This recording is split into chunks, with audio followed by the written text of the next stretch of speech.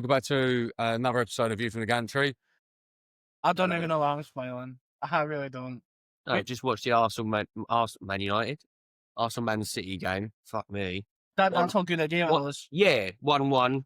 I thought actually he's played all right, no? I mean, the can be start off with the very start, which is the lineup. Very negative. Does it shock you at this point though? Because it doesn't shock me. Like, Shock me, just angers me. Do you know what? yeah, actually, I get that. Is it the fact you're at home? Well, that's what I was going to say. If it's the fact you're going up to the Etihad and it's a case of you've got injuries, you want to try and protect a 20-point lead, so to speak, then I can understand that. Not 5 games into the season and... Not when you've just done it at Anfield as well and it didn't work. That was going to be my main thing. It shocked me because of the fact that going for the draw at Anfield didn't work. And he went 2 extremes as well, because I said this to you. It's like, when he starts, it's like, no surprise, he knew that was coming because it's Man City. Then second half, you go, fucking hell, we're making all these attacking changes. It's just surprising, isn't it? I think all the attacking changes only started when I think Pep started making negative. He went well too defensive, too soon. I think this attacking change isn't good. It's took off our most attacking player that was creating more than the whole squad. Who? None of Madueke. You've changed your tune about him in the last month. I have, because he's actually done... He's been unreal, hasn't he? Because so good for England. He's been that good, we have not missed Saka on the right-hand side. Yeah, exactly. No, because he brings someone else on that he side. He actually takes on... Yeah. He's that one-on-one, I'll race you to the byline. Yeah. But he took him off. I was hoping you take Trossard off and you put Saka on the left. Saka played on the left years ago when I tried... I don't want to say I'm right. He won't play on that right when Saka's fit. No, he'll get shift on the fucking left. But the problem is we never won't play on the left. No, I think that his position is going to be obsolete. Yeah, I think the only time you'll get the right is if Saka has a bad run of form. No, it won't matter. He doesn't drop him, and you know that because Erdegaard has had a stinker pretty much since January. But guess who he stays with him. Guess who he does drop though? Eze. Yeah. The most creative player we've had in the past 3-4 games. He did start Trossard, didn't he? Yeah. No, the reason why I say that is I don't remember him having the ball before the 35th minute. No, because he kept fucking falling over. Yeah, he started really fucking off. And I said this to you when we were watching it. When Trossard starts, he's shit. When Martinelli comes off the bench, he's good. You saw that in the Champions League and you saw that today. You then have Martinelli that starts, who is shit, and then you have Trossard that comes on, that is pretty decent.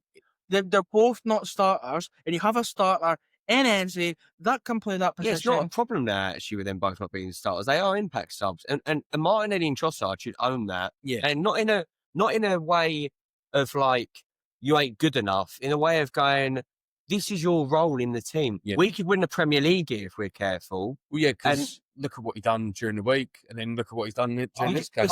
Marino, I cannot understand why he keeps on starting Marino in midfield. No, not that he's a bad midfielder, because I think he does a job, but it's his Rice or Marino. It ain't both of them. My thing is, right, when Marino plays for Spain, and when Marino plays in Champions League, he's playing where Odegaard does. Yeah. He's playing further up. But when he was playing at Anfield and he was playing at... They go flat three. Yeah, you're playing the whole holders. Yeah. It doesn't work. Yeah, it's odd. And in the second half, he pushed, I don't know if you noticed, it seemed that he pushed Zubimendi slightly up and left Rice slightly back on that left side to let Calafiori come in as well. It was an odd little shape change, actually. Can I also just say, I don't normally tear into a bit. Performance today was poor. Very fucking. He does this, by the way, in the big games. I said this when he signed for Arsenal. No, big game. No, absolutely. I think there's sometimes where he's decent. He does his had a good game against City, though, in an Arsenal shirt. 5-1. Was he there the 5-1, actually? I don't know. I'm genuinely trying to think of like a top game, like a Liverpool or a City. When has he last played out of his skin in one of those games? To be fair, the last 6 times, including today, where Arteta's unbeaten against City. I think it's like 2 wins and 4 draws or something. I don't know. Yeah. The problem with Rice is never going to win you a game. But he ain't. But he ain't though, is he? He ain't that sort of player. No, Yeah. if you look at who you want the ball to drop to, it's not him. No, No. he's actually probably the third midfielder out of the three that you want him to Well, go look near a at ball. Marino for Spain. What? I got a hat trick. He in one of finished those with games. Zuma. Vanity fucking last week. Nice kick today. I thought about we're not going to talk about that. Jokic, I've kind of said he hasn't been getting the service. He's been pretty quiet. He didn't really get the service today, but the runs he was making were quite. He always Good. looks dangerous. Even when he ain't getting a ball a lot. When I mean dangerous, is you see the runs and you just think if he gets picked out, boy, he's going to score goals this season. But he does what a good striker's meant to do. If he's not getting the ball, no, draw centre backs away, Yeah. make space for someone else, and then and you're right. He hasn't had the service, and he missed. He ducked that. Well, you flip that, and then you look at that's what a striker does. Haaland to get the goal goes into midfield. Gabriel follows him because that's just what Gabriel always does. It's an Arteta tactic to kind of touch tight, don't let him turn. A ball's managed to jump off, and he's beat Gabriel to the run. Yeah. I don't know, and none of the pundits called Saliba out for that defending. Because I don't know how you've got someone on your right side covering the only other player over your shoulder. The geezer's in front of you. He's one of the best finishers in the world. You don't go out to him there's two things. or push him on the outs. Something. Yeah, they There's are. two things. One, communication. There was no communication. Gabriel is shouting, but I can't quite tell what he's telling Saliba to do. Rice is half-arsing it. That needs to be called out as well, by the way, because the camera sees that. He doesn't even look he's sprinting. No, The one thing I'd actually give Gabriel is I think he had a good game, and he is very vocal, and I think he does a job.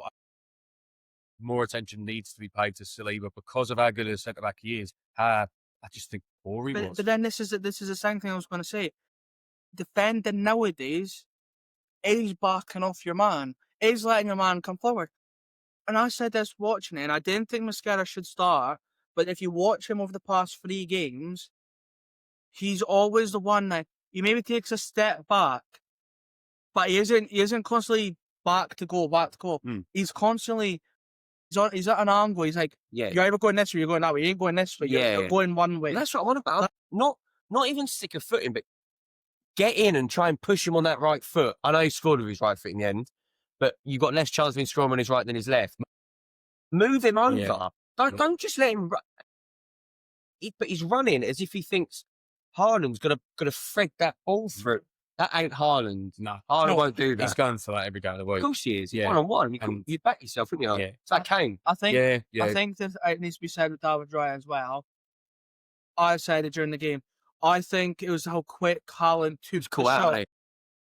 The way he got the ball out of his feet, he wasn't messing about. He literally just tapped it past. And I think Ryan was getting ready to set, and by when he was set, the ball was already going Yeah, past I'd him. be interested to think because I said this in the goal. I'm surprised he took it on with his right. I didn't know whether Ryan's maybe thinking he's going that side of his left because when you look, it's actually he's like that, and then it's how slow he is getting down on that side, and you can't say that about Raya very often. Well, that's the credit you give Haaland. Honestly, he's one of the best strikers in the world. Yeah. Hands down, that's not a question. But it's how goalkeepers must think when he's 1-on-1. It's like, is he going top corner, bottom corner? He's going right, left. He's going straight at me. He's going to take it around me. Yeah. That's a Yeah. question. So I don't blame Raya for. There's only 2 people in the world that you just know it's going in, and that's Harry Kane and Haaland. Yeah. Oh, I would possibly include Mbappe in that 1-on-1. I just think sometimes Mbappe might. With Lewandowski because they're very similar players, all three of them. Kane, I bet my ass on Kane on a 1-on-1. He just never misses. I think also, I agree with you. I don't think Raya's mainly at fault for that. I think he's more surprised that he centre backs let him down that much, and that's why he's kind of panic reaction to it. But it's caught him slow. You just ain't done him a favour. No. Because you've left him kind of centre of the pitch. He can decide where because he could have took it with his left. If you push him further out, he has to take it with his right then. Yeah, and then obviously he took it with his right anyway. It just made it too easy for him, really. My thing as well is look at the first half, look at the second half. First half, it was us being penned in, can't get the ball out, we're making a mistake, set your absolute I mean, they're in the ball. In the set, what? That's 30% of the ball, I think. We're in our own half. In the first half. Oh, it's controlled possession, but it's like in our first half, we were making mistakes in our own half. We were being penned in. Yeah. Second half, it was City. And I saw Arsenal fan TV put something out and, we made them go in ultra defensive mode. Let's be honest. I think when Pep Guardiola was going in second half, he thought, I'm going to let them sit back. We've got the best goalkeeper in the world in Donnarumma. Our defence is decently okay, but everybody's back now. I just question. And Pep than an Arteta, or an Arteta than a Pep. We overpepped it. Yeah, he went far too defensive. You were headering every ball out. Yeah. Haaland's on, probably one of the tallest players in the league and best aerially dominant. And you got one of the best keepers coming out on corners. Why change it? And as well, you're bringing on John Stones. He ain't aerially dominant. No. Like, he ain't. If you're bringing on Maguire, I would have understood it. Or delete. Or someone like that is just so aerially dominant and lamps himself at it. Bring John Stones and fucking Mateus Nunes on. If you listen to the pundits before the fucking game, John Stones was a fucking revelation to be on the bench. It was like he was a new signing. It was like they were so excited for him to be there. I didn't understand the hype for that, to be honest. Nah, I think you're right. He did overpep it. I think if he'd stuck to the way it was, Doku was making those runs. He was a problem all game. Arteta's probably looking at them. He probably should have been up at half time at Anfield and ended up losing it. Fair, and then he probably should have won this game and has drew it. I would be interested to and I've not said that before about Arsenal with them with their possession. If he'd gone for it for the get go, I'd have loved to have seen what the actual score would have been, because, like you said, when you actually you see it, no interest. Nah, after they scored, it was just kind of like last season at home.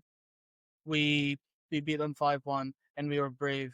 That's what I wanted Arteta to do. Quite an interesting dynamic now. Yeah, with those new signings, I thought Marmoush, when you saw the game plan, I thought Marmoush in second half would have made it. Was he on the bench? Improvement. You figured it out, because I think he saw a knee injury. That drop off into Haaland's feet at halfway line was perfect by Pep. Gabriel comes in mindless, you know what I mean? He likes to be touched. Arteta does it 90% of the time. It gets him up, gets a strike off the ball. And as soon as Haaland brings it, if you can manage to pass that once or through, and he has got a hole in that back four, and you can't do anything about it because Calafiori is so high up. If you're going to do that, you need to make sure you're compensating for that hole. Yeah. You also not even follow. If you know Gabriel, if they're attacking the halfway line, you have Gabriel you have Calafiori, sitting where Gabriel's going to be. When Gabriel goes forward, he tucks in. The problem is though, there's so much time. If I'm Arteta and you know what Arteta's looking for, I say more when he loses the ball to Haaland and it kind of bobbles over. You put him down and you throw him to the ground or you kick it. Take the yellow. Yeah. Because you've got a 30-yard gap in between Calafiori and Saliba, and Saliba's not physically dominating Haaland. No. But he's a good defender, but he's not. Haaland is quick, but Saliba is also quick in a way. I mean, like, but Saliba's quick enough to keep up and try and. The one you want on him though is Gabriel. God, yeah, because shoulder to shoulder, Gabriel's probably the only person in your team that would be able to just shrug him off. Yeah. I'm strong in it, really strong. I'm surprised it took him so long. Well, sorry, I'm not. I am. I'm not surprised when he brought Mosquera on. I'm surprised how long it took him to bring him on, considering he was really good. Saliba seemed really shaky coming off back off his injury. He seemed real shaky, real undecided, real uncertain of what to do. Don't change your back four. But why? Mosquera came into that for the same reason City conceded. Wonders.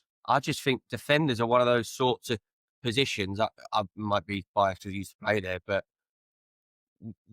defenders get into the game, and like all players, when you get subbed, it takes you 5 minutes. In defence, you can't have 5 minutes. No. If you have 5 minutes while the other team has got Saka now who's been on 20 minutes, you ain't sharp. Kind of uno reverse with that. Hincapie. And I know he hasn't played any Premier League minutes, because he came in the Champions League. Within 5 minutes, he done more than most of the back four. Playing, I don't know. When he comes on, even when it was Bayer Leverkusen, he wasn't playing, and he came on as a sub. Wasn't very often. He was on it from when he stepped onto that pitch to when he came off. I would say as well. He goes for every challenge, 100%. He doesn't half-arse it. That's what Saliba needed to do. Carter Horse. I've not He really. looked lazy. I always slag off Arteta for changing left backs, but I think he needed to do that today and he didn't. Yes. I Yeah. think it was that game was calling for Lewis Skelly in the second half. Yeah. And I don't say that very often, but all jokes aside, they're sitting in. He basically sent him mid to play left back. He has that technical ability. Well, I And think Calafiori sitting so high up, Lewis Jones only featured in one game, I think. he doesn't trust him, One does game. he? No. But then he's not trust anything Manieri either. No, And funny enough, doesn't trust youth. if when Manieri comes on, he's gonna go. He literally is involved. He wasn't in involved goals. in it. Because we created more chances than we did before. But he wasn't involved. He wasn't involved in it. That was all Martinelli. Genuinely. No, without that thinking. ball over. Yeah, who put the ball over? Was it not Saka? Yeah. It was. I can't. It was not I Manieri. Oh fuck! I couldn't tell you. But Manieri, he is. And is that a good goal or is that a bad line? It's a good line from Martinelli. No. No, I know Yeah. what you're on about defensively, but that time of a run, I'd question that. fantastic. I think Martinelli does well, but defending wise, you got to ask yourself a question. Yeah. What are you doing? And I have a huge problem with either. Firstly, if you're going to drop, and if you're going to step up. Once you haven't done that, Yeah. you fucking run back. And what is Donnarumma doing as well? I'll back him to the hill. What's he doing getting chipped from there? It had to be something special, ridiculous to get past them. It was a bit. bit on both because that dink wasn't. He's never easy. expecting it, is he? No. But that dink wasn't easy No, to get over a up it down. 6'6" odd man. No, But I think we should have been there. genuinely, it's a good take from Martinelli, but the defending, I think that's why you caught him off guard because I think he's not expecting him to take it, and when he's taking it, he's gone, oh shit. If they'd done that in the semi-final last year, It's not a good point, though, is it? Um, I know they scored first, but it's not a good point. I think before the game, no. I think after the game, no. I think during it, yes. Does that make any sense? Sort of. I think before it. Oh, mate, I when they're think bringing before- two centre backs on, No. you've got to look at that and No, go, that's what I'm saying. Before, we go now. I think- before the lineup's released, confident. I think when we lineup spoke about was- it During it, I felt City were very on the threat most of the first half. Second half, we kind of went into, and then toward the last 20 minutes, we should have easily. well, we spoke about it before the game, Well, and that game's a we got 6-pointer. After dropping points to Liverpool, that was one that before we saw the lineup, that it was one where you sit there thinking it's got to go for the win. But you knew And then he obviously you was see gonna the do it. lineup. Were you shocked, though? No. No, see, I think it's a good point in the end after the lineup, after the lineup. I would say, Error. I would say surprised me with the subs. No, different me. The only thing I expected, I don't know if they've got one, but the only thing I expected after a couple of the subs, I was thinking he might chuck another strike on there. Yeah, They might genuinely do it. I don't know if he will do it, but anything could happen. I was just surprised of how attacking the subs with how not negative, but how defensive he plays. Yeah. The fact that he just went He likes changing fullbacks and usually for attacking. he change. never likes chucking the kitchen sink at people, and it was as close to get that as possible. for Arteta. I don't know if that's a good thing or whether it's him worrying that he's going to get stick. So then he's done that, and now we can turn around going, What I got right. well, at the end of the day, we didn't win with all of these subs as well. Yeah, I know, mate, but you've equalised, Yeah, being positive. and you've actually second half you did look the better team. 5 points playing Liverpool. Oh, Liverpool rubbing their hands. They have managed to skin their ass, but they ain't playing good. Nah, No, but that's what makes champions sometimes. Oh, Yeah. no, completely. Not playing well, but getting the. They were the one the league in 2020. shit They football. played shit football. Yeah, But you just couldn't beat them. but the year before they played unbelievable Yeah. football. Yeah, and and last year they were playing good football until October, and then we're Yeah. a bit more pragmatic. I think. I don't know what to think, to be honest. It's not over. It's nowhere near It's over. good. no. It's good to get a point against City. 3 points would be absolutely blissful. Because if I'm being honest, I was hearing we were favourites going into the game. For Probably. in ages. Probably how shaky the back four is. But that way we set up and all that, but that was did very not feel like telling. favourite. Yeah, Arteta needs to be brave and make his decisions. He cried out for the striker. He cried out for his midfield. He cried out for the depth. He's got all of it. What's his excuse now? Yeah. that He doesn't yeah. have any excuse. Realistically, now if No, you he's- are league contenders, you should be going against your No, he's a dead man. opponent to. He's a dead man walking if he hasn't won the league this year. or You can't. like, Win the league or Champions League. My Yeah. point is, if you don't win one of those two, FA Cup's not going to be enough. No. I think FA Cup will be enough for the positivity wanted over AFTV and people like that. But I think for the real Arsenal fans, proper Arsenal fan, an FA Cup will not save him. I think an FA Cup papers over the small Cracks, cracks yeah. that are forming. Well, it's Yeah. one of those, isn't it? It's not being funny.